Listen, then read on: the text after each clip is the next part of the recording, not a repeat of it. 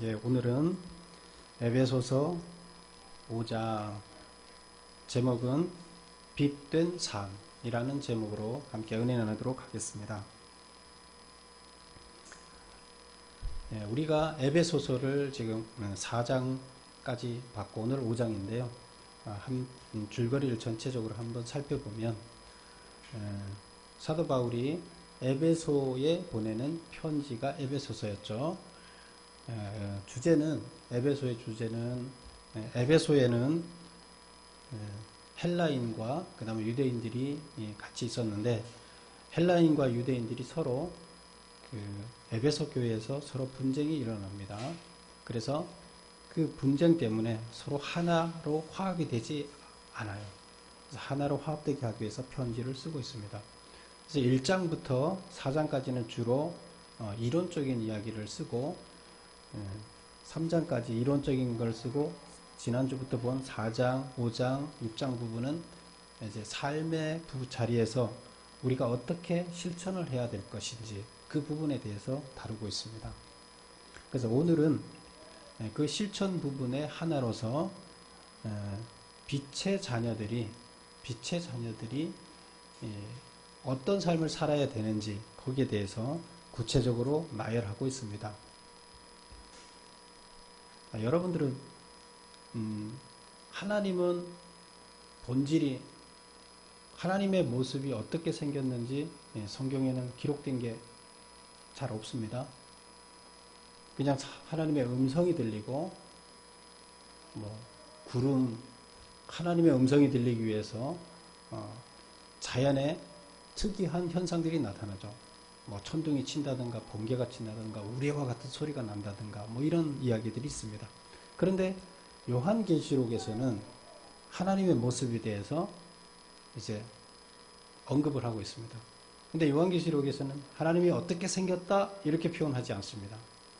하나님의 자리, 하나님의 앉아있는 자리를 이제 보좌라고 그러는데 보배로운 자리. 그래서 그 보좌를 표현을 합니다. 하나님의 보좌가 어떻게 돼 있는지를 표현합니다. 근데 하나님이 어떤 모습이 어떤 형태다 이렇게는 표현하지를 못하고 있습니다. 왜 그럴까요?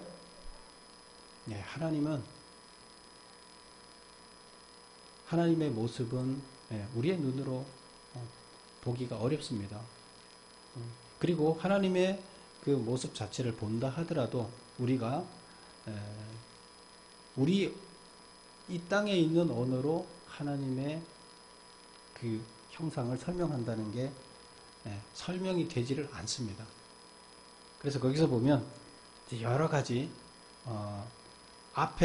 보좌 앞에 뭐가 있고 보좌 밑에 뭐가 있고 보좌 주변에 뭐가 있고 빛이 어떻게 나타나고 이렇게만 설명하고 있어요.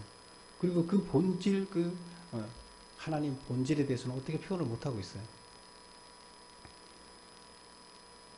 하나님은 빛이십니다. 그래서 하나님은 빛이면서 에너지입니다. 그러니까 하나님의 빛이 우리에게 쏘임으로 인해서 우리는 그 빛으로 인해서 우리는 살 수가 있습니다. 지금 오늘 빛된 자녀라 그랬는데 우리가 하나님에 속했다는 것은 하나님의 빛 가운데로 들어간 겁니다. 하나님은 빛이에요. 하나님의 빛, 하나님 우리 안에 들어오셨다는 것은 하나님의 그 빛이, 찬란한 빛이, 그림자도 생기지 않은 그 빛이 우리 가운데 들어오신 거예요. 그러면 우리는 어떻게 됩니까? 다 드러나는 겁니다. 우리 자신이 다 드러나는 겁니다. 빛이 그 안에 들어있으면 그 주변이 밝아지듯이 빛이 우리의 안에 들어오게 되면 우리가 빛으로 바뀝니다. 등잔 안에 불이 켜지면 등잔 속이 어떻게 생겼는지 다 보이죠. 우리 안이 다 들여다 보이게 됩니다. 밝아지게 됩니다. 그래서 우리는 빛된 자녀, 빛의 자녀가 되는 것입니다. 그전에는 빛이 없기 때문에 우리는 어둠의 자녀였습니다. 그래서 빛된 자녀와 어둠의 자녀 완전히 틀립니다. 사도 바울은 이제 빛된 자녀로서 새로운 삶을 살아야 된다.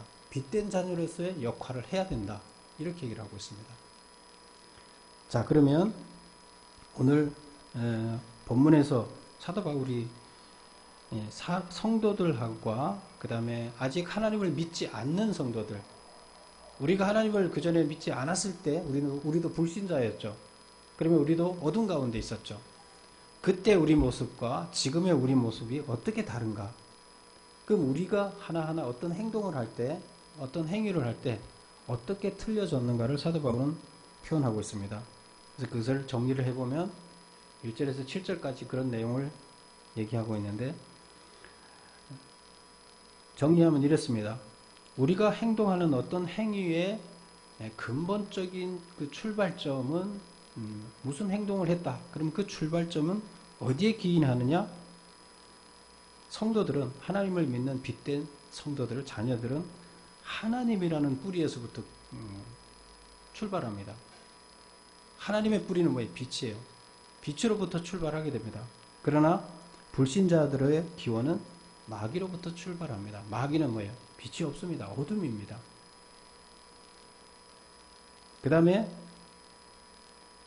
행위의 동기에서는 성도들은 어떤 동기를 가지고 무슨 행위를 하게 되냐면 사랑이라는 동기를 가지고, 하나님의 자녀들은, 빛의 자녀들은 사랑에, 누군가를 사랑해서 그것 때문에 무슨 행위를 하게 되는 겁니다. 이게 성도들의 사랑. 그러나 불신자들은 자기의 이기심, 자기의 욕심을 채우기 위해서 거기서 출발하게 됩니다. 그럼 틀리죠? 여러분들은 어떤 행위를 할 때 무엇을 생각하면서 행위를 시작합니까? 아, 나한테 좀 뭐가 이렇게 하면 덕이 될까? 이익이 될까? 돈이 될까? 이런 것만 생각하고 한다 그러면 어디에 속해 있는 거예요? 아직 빛의 자녀에 속해 있지 않는 겁니다. 그럴 때는 아직까지 우리는 욕심의 자녀입니다. 그런데 내가 좀 손해보더라도 사랑하는 마음에서 어떤 행위를 하게 된다면, 그러면 나는 빛의 자녀입니다. 하나님의 성도입니다.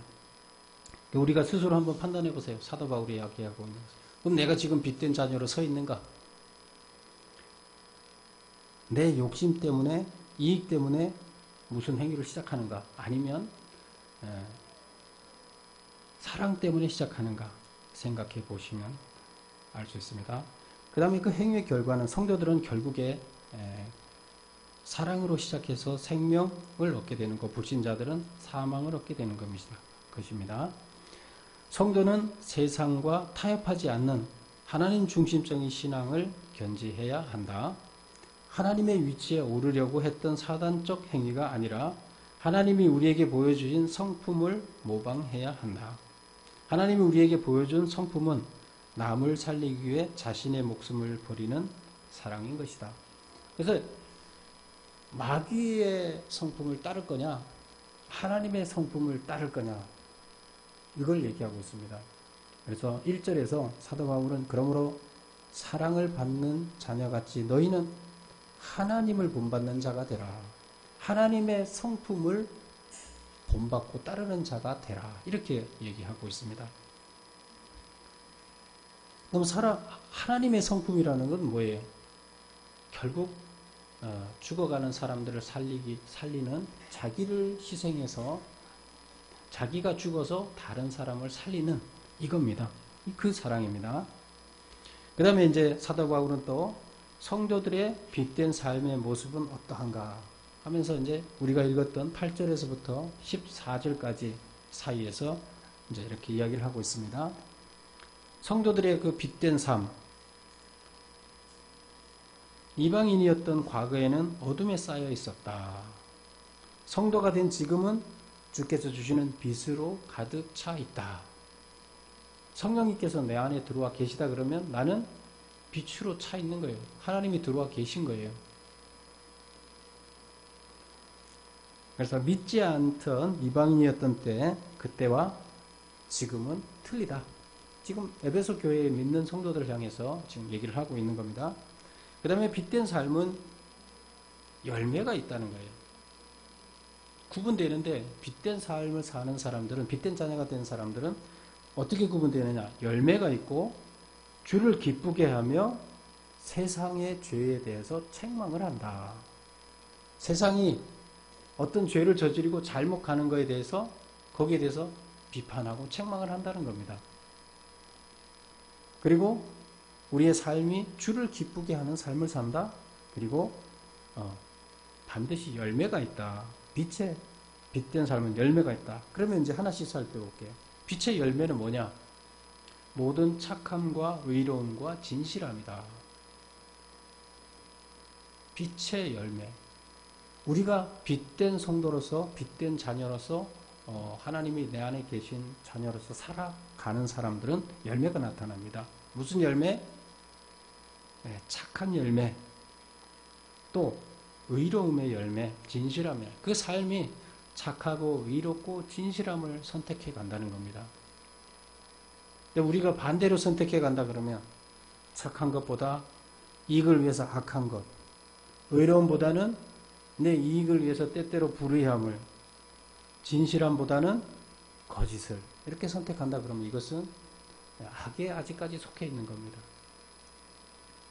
그래서 빛된 자녀들은 이런 열매가 나타나야 한다는 겁니다.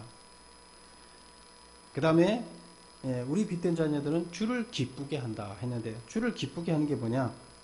악과 어둠의 무가치한 쾌락으로부터 자신을 지켜낸다. 어둠에 있는 사람들은 항상 쾌락을 위해서 어둠 속에서, 어둠은 뭐예요? 남들이 보면 양심의 잣대, 도덕적인 잣대를 봤을 때는 뭔가 잘못된 거죠. 그래서 자꾸 어둠 속에서 행하는 거예요. 어둠 속에 있는 거예요. 그래서 이들은 어둠의 무가치한 쾌락, 이런 것들을 선택을 합니다. 그러나 우리 빛된 자녀들은 그런 거로부터 나를 격리시키고 그런 거에로부터 나를 지킨다, 이렇게 얘기를 하고 있습니다. 이것이 결국 하나님을 기쁘게 하는 것이다, 이렇게 얘기를 합니다. 그 다음에 세상의 죄를 책망한다고 했는데, 하나님께서 진정으로 영광을 돌려드리는 것은, 하나님께 진정으로 영광 돌려드리는 것은 현실 도피가 아니다. 현실 속에서 적극적으로 죄악과 싸우는 것, 죄악을 책망하는 것, 이것이다. 그러면 스스로 잘못을 깨우쳐 그 중에 몇 사람은 빛의 자녀가 될 수 있을 것이다.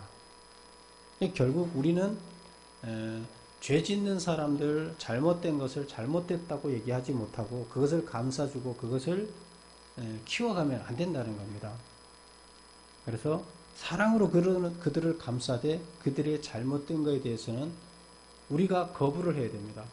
우리가 같이 동조해서 잘못된 그룹에 들어가면 나는 빛된 자녀에서부터 악의 자녀로, 어둠의 자녀로 다시 돌아가는 겁니다. 그래서 뭐가 옳은 건지 잘못된 건지 그걸 판단하고 잘못된 것에 나를 분리시키라는 겁니다. 그곳에 들어가지 말라는 겁니다. 그렇게 하다 보면 그쪽에 있는 사람들도 내가 잘못된 게 뭐고 선한 게 뭔지를 얘기하고 그렇게 해서 가다 보면 그쪽에 있는 사람들도 또 선의 길로 다시 돌아올 수 있다, 이렇게 얘기를 하고 있습니다. 그래서 성도들의 빛된 삶에는 반드시 열매가 있고 또 그 삶 가운데는 하나님께 기쁨이 되고 그 삶은 결국 세상의 죄에 대해서 거기에 동화되지 않는다, 이렇게 얘기를 하고 있습니다. 그리고 이제 15절부터 이어지는 이야기를 보면 21절까지 쭉 이어지는 이야기. 빛된 자녀가 된 성도가 어리석은 자가 되지 않고 지혜로운 자가 된다는 것은 무엇을 어떻게 하는 것인가, 이렇게 이제 제가 이 본문을 이해하기 위해서 좀 어렵게 써져 있어요. 제가 이렇게 질문을 던졌어요. 다시 한번 읽어볼게요. 빛의 자녀가 된 성도가 어리석은 자가 되지 않고 지혜로운 자가 된다는 것은 무엇을 어떻게 하는 것인가? 결국 이 빛된 자녀가 지혜롭게 되라고 얘기를 해요. 우리는 지혜로워야 된다고 얘기를 해요. 근데 그러면 지혜롭게 되는 것이 뭘 어떻게 하는 게 지혜로운 거냐 이거죠. 지혜로운 자는 빛의 생활을 감당하기 위해서 하나님의 지혜를 구한다. 이렇게 얘기를 하고 있습니다. 하나님의 지혜를 구해요. 지혜로운 자는 내 지혜가 아니라 하나님의 지혜를 구하는 겁니다. 그럼 하나님의 지혜를 구한다는 것은 내 지혜로 살지 않고 하나님의 지혜로 살겠다는 거죠. 지혜로운 자는 하나님의 지혜를 구한다. 이는 우리가 살고 있는 영역이 악한 세상이기 때문이다. 우리는 이 어둠, 악한 세상에 살고 있어요. 그래서 악 속에 살고 있는데 여기서 우리가 하나님의 지혜를 구해야만 결국 지혜롭게 살 수가 있습니다. 그래서 우리는 하나님의 지혜를 구하지 않고는 이 악한 세상에서 계속 악만 보고 자라면 우리는 악 속에 그냥 머물러 있을 수밖에 없습니다. 하나님의 지혜로 악으로부터 벗어나야 됩니다. 그 다음에 본문에 보면 16절에 보면 세월을 아끼라 때가 악하니라 이렇게 표현하고 있습니다. 지혜로운 자는 세월을 아낀다는 겁니다. 그 세월을 아낀다는 말은 그럼 무슨 말일까요? 세월을 아낀다. 예. 세월을 아낀다는 말은 선을 행할 수 있는 모든 기회를 놓치지 않는다는 겁니다. 선을 행할 수 있는 기회를 놓치지 않는 것. 그게 이제 아끼는 거예요. 근데 선을 행할 수 있는 기회를 다 놓치고 죽으면 자기는 선을 행하지 않고 죽은 거죠? 선을 쌓아놓지 않고 죽은 거죠. 빛의 자녀는 선을 행해야 되는데 빛의 자녀의 결과가 선인데 열매가 선인데 선이 없는 거예요. 근데 세월을 아끼라.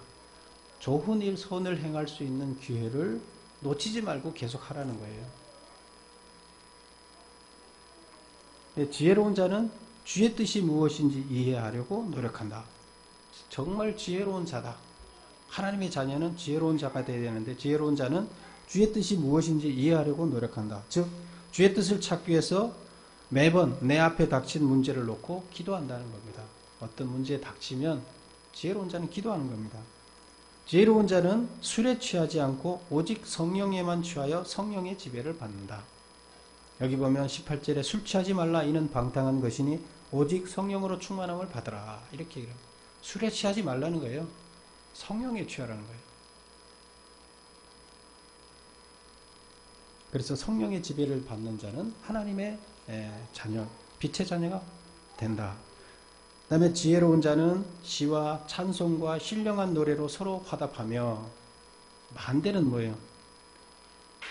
신령한 자는, 우리 지혜로운 자는 시와 찬송과 신령한 노래로 화답하는데 그렇지 않은 사람들의 입에는 거친 말이 나오고 욕이 나오고 이렇게 했죠.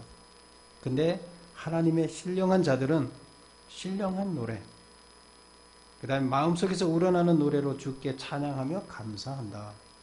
누구를 비난하거나 헐뜯기보다는 감사하고 찬양하는 입술로 바뀐다. 이렇게 얘기를 합니다. 그래서 빛의 자녀는 지혜로워야 된다. 왜 지혜로워야 됩니까? 세상은 악한 세상 속에 우리가 살고 있기 때문에 지혜롭지 않으면 우리는 악 속에 그냥 묻혀서 살 수밖에 없어요. 근데 그 악에서부터 묻혀서 살지 않고 지혜롭게 빛으로 나오려면 지혜로워야 돼요. 그래서 빛의 자녀는 지혜로워야 되는데 그 지혜를 하나님께 구하라. 이렇게 얘기를 하고 있습니다. 그리고 이제 오늘 본문의 마지막에는 22절부터 마지막까지 보면 부부에 관해서 나오고 있습니다. 아내와 남편에 대해서 나오는데요. 크게 보면 이제 두 가지입니다. 아내들은 남편한테 복종해라. 남편은 아내를 사랑하라. 이렇게 얘기를 하고 있습니다. 그럼 이게 무슨 얘기인지를 이제 우리는 사도 바울이 한 얘기에 무슨 뜻이 담겨 있는지를 봐야 됩니다. 이걸 보려면 우리는 우리 한국말로는 잘 몰라요. 근데 이 본문의 원문 헬라어에 담겨 있는 의미를 찾아보면 이게 무슨 의미인지를 알 수가 있습니다. 그래서 여기서 아내들은 남편한테 복종해라 이렇게 나오거든요. 22절 한번 읽어볼까요? 22절 시작. 아내들이여 자기 남편에게 복종하기를 주께 하듯 하라. 하나님께 복종하듯이 남편한테 복종하래요. 근데 요즘 이렇게 복종하고 사는 사람들이 있어요? 뭐 남자가 복종해야 하는 시대가 된 것 같은데 요즘은 거꾸로. 어쨌든 요즘에는 거의 그렇지 않죠. 그렇다 그러면 성경에서는 그러면 남자는 위에 놓고 여자는 밑에 놓고 복종하라 이렇게 얘기를 했냐 이거죠. 왜 이렇게 얘기를 하고 있느냐? 그럼 이게 그런 뜻이냐?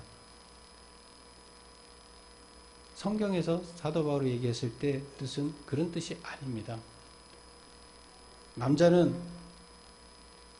높은 데 있으니까 여자는 무조건 남편을 하나님처럼 종이 돼서 섬겨야 된다. 종은 자기 주인을 섬길 때 종은 인격이 없어요. 자기의 어떤 인격도 없고 그냥 말 그대로 정말 종이고 노예예요. 사람이 아니죠. 인간이 아니에요. 그래서 인권이 없다 이렇게 보고 있는데, 근데 여기서는 그런 복종을 얘기하지 않습니다.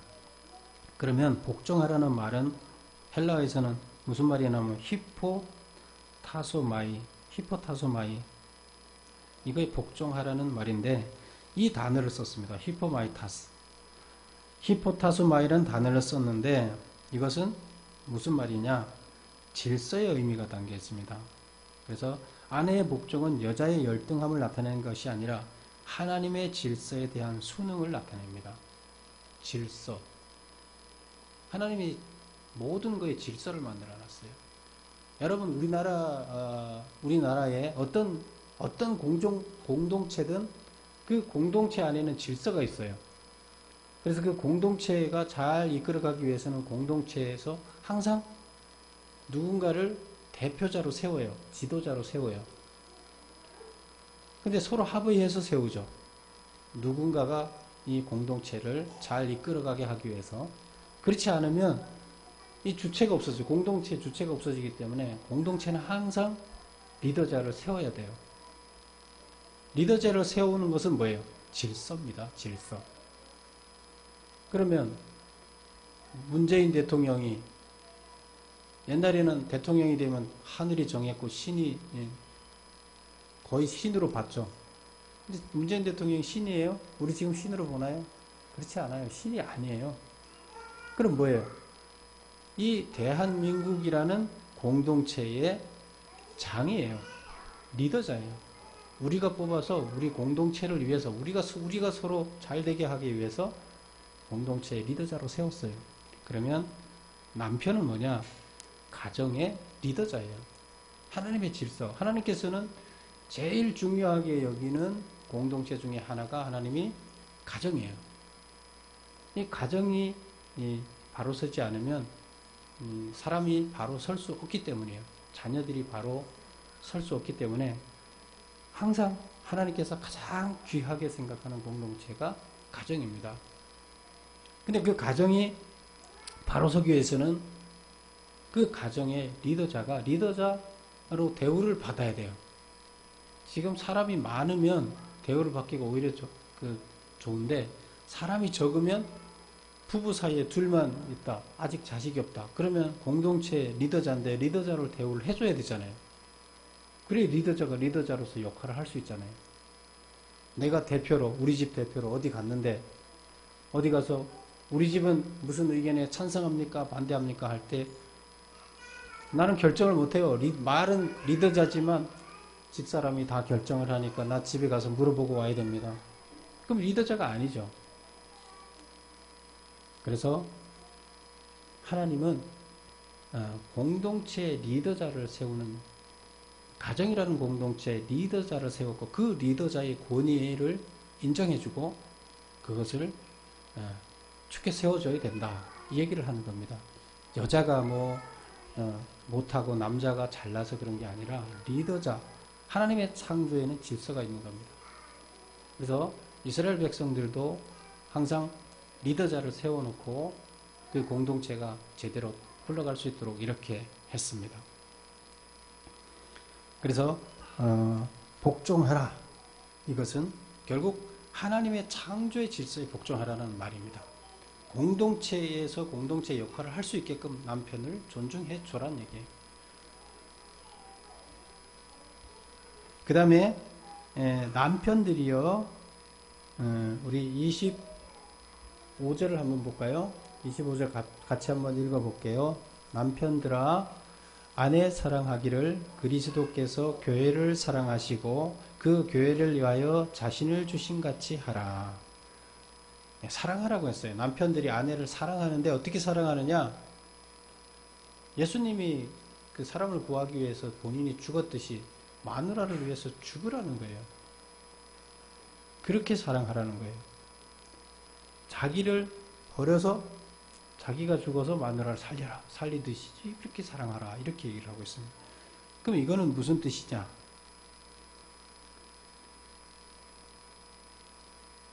여기서 사용된 사랑이라는 말은 희생적인 사랑을 얘기합니다. 희생. 그래서 아가페적인 사랑을 말합니다. 그 최소 단위의 가정에서 남편은 아내를 위해서 아가페적인 사랑은 뭐예요? 어떤 대우, 어떤 대가도 요구하지 않습니다. 어떤 조건도 없습니다. 신이 인간을 사랑하는 그 사랑입니다. 그것은 신이 인간을 사랑하는, 예수님이, 하나님이 인간을 사랑해서 본인이 와서 인간이 돼서 죽는 그 사랑을 얘기합니다.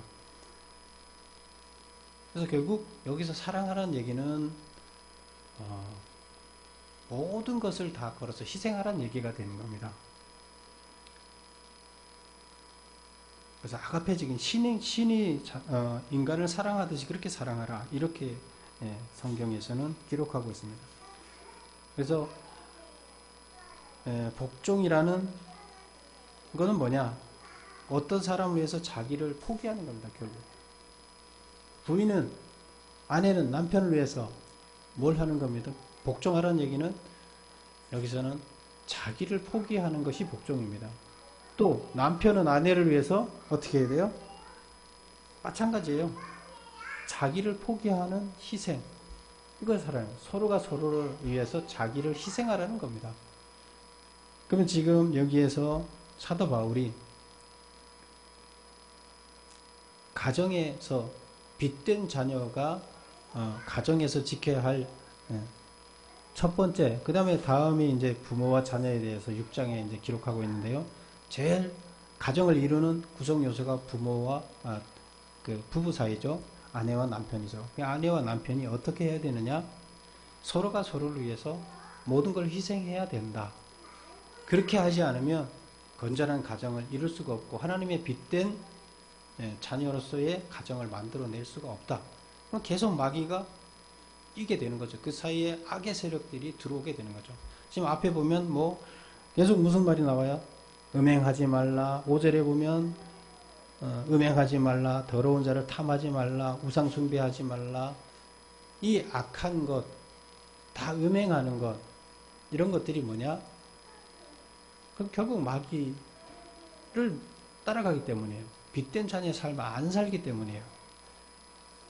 그래서 자기를 희생하는 빚된 삶을 살아라, 이렇게 얘기를 하고 있습니다. 사도 바울은 오늘 우리는 빚된 삶을 살아야 된다는 거예요. 우리는 빛의 자녀예요. 어둠의 자녀가 아니에요. 이제 마귀의 세력으로부터 벗어났고 우리는 빛의 자녀가 됐어요. 그러면 우리에는 반드시 빛의 자녀로서의 열매가 나타나야 돼요. 왜? 우리의 말 속에서, 우리의 언행 속에서, 우리의 삶 속에서 뭐가 나타납니까? 의로움이 나타나야 됩니다. 선함이 나타나야 됩니다. 그리고 하나님을 기쁘게 하는 것이 드러나야 됩니다. 이것이 바로 하나님의 빚된 자녀로서 살아가는 열매입니다. 그래서 우리들 가운데 열매가 있느냐? 너희들 가운데 열매가 있느냐? 없다 그러면 이 열매를 만들어내는 것이 참 신앙인이다, 이렇게 얘기를 하고 있습니다. 빚된 자녀다. 그래서 여러분들은 빚된 자녀로서의 열매를 만들어내야 된다. 5장 1절을 다 같이 한번 읽어볼게요. 5장 1절 시작. 그러므로 사랑을 받는 자냐 같이 너희는 하나님을 본받는 자가 되라. 하나님을 본받는 자가 뭐라고요? 사랑하라는 거예요. 2절에 나오는데 사랑하라. 결국에 우리는 뭘 해야 된다? 서로 사랑해야 된다는 거예요. 부부 사이도 사랑해야 되고 교회 안에서도 교인들끼리 서로 이방인과 유대인 사이에 갈등을 일으키지 말고 사랑해야 된다. 그것이 빛의 자녀로서 열매 맺는 것이다 하고 있습니다. 그래서 사도 바울은 서로 사랑하라, 헌신적인 사랑을 하라고 얘기하고 있습니다. 여러분들 다 사랑하여서 빛의 자녀가 되기를 축원합니다. 기도하겠습니다. 아버지 하나님, 이제 우리가 어둠의 자녀였던 시간을 떠나서 이제 빛의 자녀로 살아가는 우리가 되게 하여 주시옵소서. 이제 세월을 아끼라고 했습니다. 주님, 선을 행할 수 있는 기회를 놓치지 말라고 말씀하신 의미라 그랬습니다. 이제 우리가 우리에게 주어진 시간마다 선을 행할 수 있는 기회를 놓치지 않고 선을 행하며 빛의 열매를 맺어가는 우리가 될 수 있도록 역사하여 주시옵소서. 예수님의 이름으로 기도드립니다. 아멘.